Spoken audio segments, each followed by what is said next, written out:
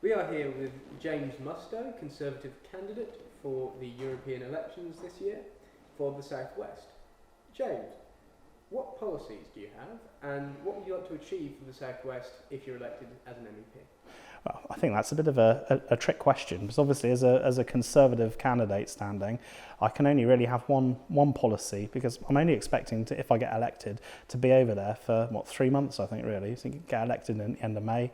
European Parliament doesn't sit again till July, and then has August off, and then back again, and we're hopefully leaving in October. So really, I mean, the only thing I can say is that I was fed up with how Brexit's been going, you know, like a lot of people I speak to, and I want to stand for election.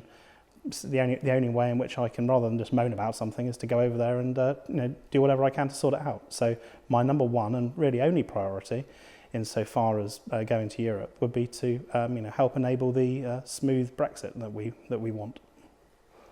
The Tories have, throughout their recent history, struggled somewhat to court the youth vote. What do the Tories bring to young voters in this country which other parties don't? Well, I'm with another hat on. I'm a Cornwall councillor, and I always like to say I like to be a Cornwall councillor because it's one of the few places where I can still be considered a young person.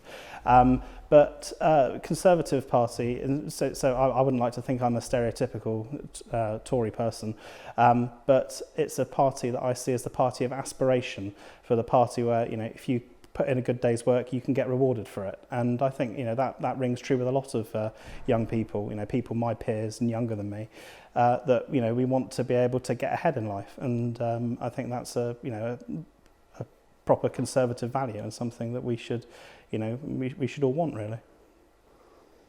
Now, I want to touch on the recent local elections.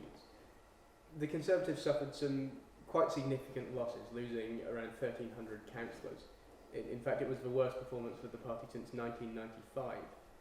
Are you worried that this will have a knock-on effect to the EU elections and result in quite a poor showing? Yes, I think it probably will, to be honest with you. I'm not going to sugarcoat it.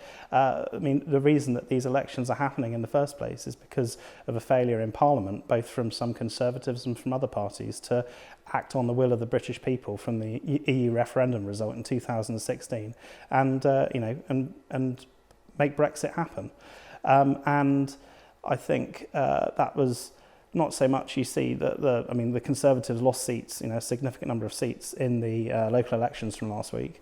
But a lot of that is a protest vote, rather than other people coming out and voting for other parties. So some other political parties are trying to spin it as a shift in the political spectrum towards Remain, for example. It wasn't that. I think if you look at the figures, that it was the Conservative voters not coming out, so the same numbers voted for the other parties, for the Liberal Democrats, for example, but the Conservative voters didn't vote as a protest, and as such we suffered. I think it's a message that we need to get on with Brexit, and then our fortunes will recover. Well, you've just hinted at it there slightly, but there is a lot of discontent within the Conservative Party at the moment. Is it time for a leadership change? I think that the Prime Minister's deal that she's got is one that the party needs to get behind, and not just the party, but Parliament as a whole. And we need to just get on with that. And then the Prime Minister probably, you know, as she said, she'll go. So I think when that happens, then it will happen. So you don't think it's time to not right now. I think the problem is that there's the people I speak to. I mean, I speak to people in my capacity as a councillor all the time, and they're all fed up with the uncertainty that the Brexit negotiations bring. So prolonging, I think, a leader change right now would probably mean that we'd have to then go back to the drawing board in terms of the deal, because it's the Prime Minister's deal, and the new leader would want to put their own stamp on it. You know, might then feel obliged to go to the public for a general election, and it just takes longer and longer and longer. And people, regardless of whether they voted Remain in 2016 or they voted Leave, the strong message that I get on doors in Cornwall and in Devon, where I've been for the local elections, is that they just want to get on with Brexit. So when the day does come and Theresa May steps down, the leadership election is triggered, who would you prefer to lead the Conservative Party? I think that would be a question for whoever felt that they would stick their head above the parapet at the time. There's a lot of strong candidates, but I would probably want someone who could. It isn't just about capturing the imagination of the Conservative MPs, for example, but it's about appealing to the wider public. You need to have someone who isn't going to just appeal to your core support, but you need to have someone who will appeal across the political spectrum, hopefully, in order to capture a majority. Of the big candidates who are likely to run, anyone specific you can think of? As I say, I wouldn't want to comment on it at this stage. Fair enough. Recent polling done by the BBC has shown that if it was a general election tomorrow, and you hinted at a general election just a moment ago, there would be no overall majority for any party, both Labour and the Conservatives getting about 28%. Who would you think the Tories would form a coalition with? Well, obviously, I think the first thing would be that you don't go into an election wanting to form a coalition with anyone. I think you go into an election and try to win it. But knowing that it's likely not to happen, who do you think would be a good partner for a coalition with the Tories in the event of no overall majority? I wouldn't want to consider that, because you don't go into a general election thinking we're not going to win a majority. You go into a general election to win. So you wouldn't want to go into an election thinking, oh well, we're probably not going to do very well, so we need to consider this, that, and the other. I think you have to go in with a strong message that you want to win and govern as a party with an overall majority. So there's no contingency plan then? Not on so far as I'm concerned. So there's been a lot of talk about the idea of a second referendum. Why not have one? There's clearly no majority in Parliament or the nation for any form of the deal at the moment, or no deal. So why not put it back to the people and ask them if they want to change their minds? This is one of the reasons why I'm standing, and why it's also I think really important to say that this election, it isn't a rerun of the 2016 referendum. I mean, essentially, what we've got, you say there's no majority. There was a majority to leave, and that was what the question was on the 2016 referendum. The government was quite clear. This is, if you vote for it, this is what we will do. Then in Parliament, the MPs voted with a significant majority to enact Article 50 and leave on the 29th of March. So I think it's frustrating in terms of Parliament as an institution, and a betrayal of what the people voted for. And I think you can see in this frustration reflected not just to Conservatives, although we get a lot of it as we're the party of government, but you can see that Labour probably aren't doing as well as they'd like, as you'd expect an opposition party to do this far into a government, because people are saying, well, we voted for this, why aren't you getting on with it? And while I think it would be, you could possibly put the case for a second referendum in generations' time, I think that first of all you need to enact the results of the initial referendum, the 2016 referendum, before going back and doing it again, because there's just this culture that I don't like, of people saying, oh, I don't like the results, so we'll just whinge until we get another go, because to bring it back to a local level, the Conservatives in Cornwall Council in 2017, we won the most seats and we have the largest group on the council, but the other parties formed a coalition to run the council. I was unhappy with that. Did I demand a second election? No, because that was democracy. That's the same thing to me.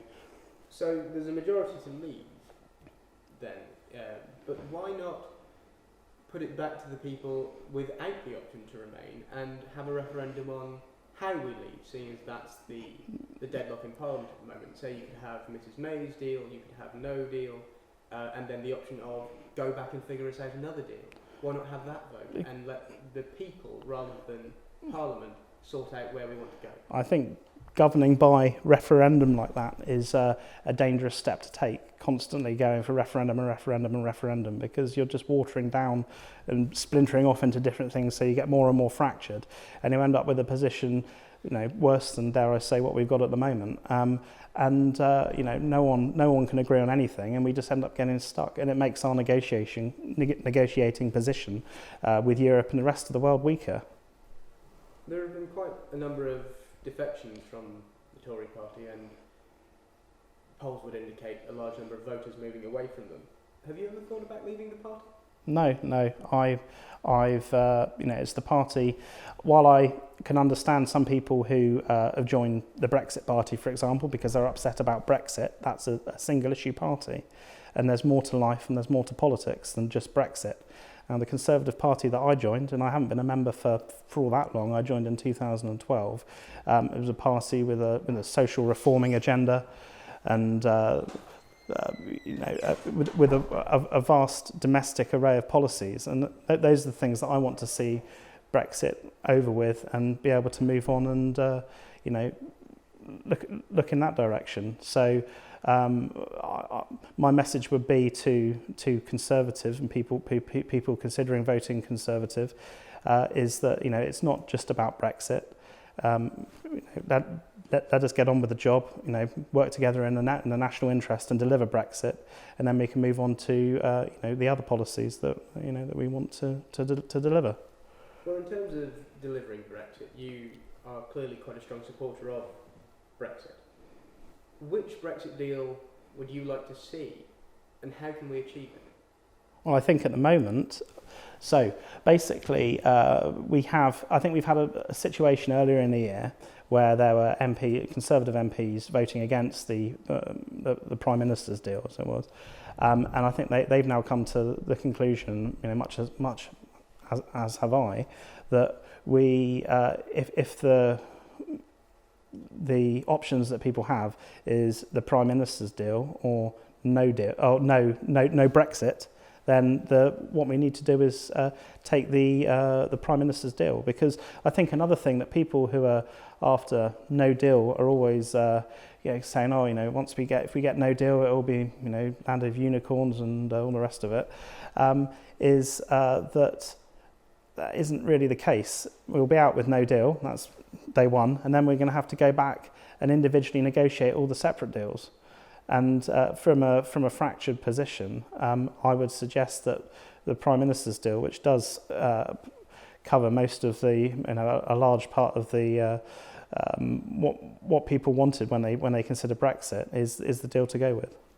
But Mrs May has already put her "you choose my deal, you choose no deal, or you choose no Brexit" idea to Parliament, and still the deal was rejected 3 times, once by the largest defeat in history. Where do we go from that? How can we get that deal through Parliament when they clearly just don't want it? Well, I think I think it will come back again, and perhaps we'll see a different result. But if not, then I think we need to go back with a stronger negotiating stance to Europe. And I'd like us to see the deal voted through tomorrow, for example. I know it's not going to happen now, but I'd like to see these elections not take place. Can the deal come back to Parliament, given the ruling by John Bercow that the Prime Minister couldn't bring the deal back in the same form? I think if there were slight changes made with the European Union, that they could bring it back. I mean, it's at the Speaker's discretion. I mean, really, the Speaker says one thing to enable some of their supporters to do. I think the Speaker is a bit flawed at times, and uses parliamentary protocol as a weapon to further his own agenda. Well, James Mustoe, thank you very much. Thank you, pleasure.